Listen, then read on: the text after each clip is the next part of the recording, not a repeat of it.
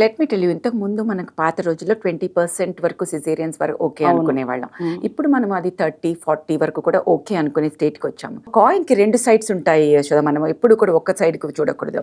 ఈ పాత రోజులకి ఇప్పటికీ మనకి వచ్చిన తేడాలు మాట్లాడుతున్నాం. ఓకే, ఒకటి మనము we have become more man type in thinking అన్ని, and men have become more feminine. అంటే ఏంటి, పీసీఓఎస్ లాంటి వ్యాధులు పెరిగాయి.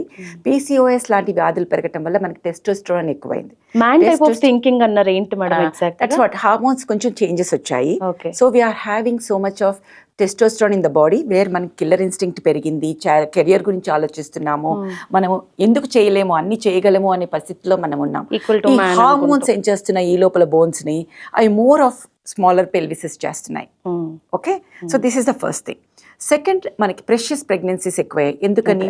లేట్ మ్యారేజెస్, ప్లస్ వాళ్ళు ప్రెగ్నెన్సీ ఇప్పుడే వద్దు అనుకోవడం, కావాలి అనుకునే టైంకి ఓవరీస్ సరిగ్గా పనిచేయకపోవటం, లేకపోతే బీపీలు, షుగర్లు ఇవన్నీ రావటం.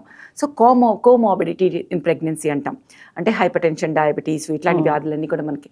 Diabetic capital Hyderabad. అవును, అలాంటప్పుడు ప్రెగ్నెన్సీలో రాకూడదు, స్ట్రెస్ఫుల్ కండిషన్ అని చెప్పలేం కదా. సో ఇవన్నీ ఎక్కువైపోయినాయి.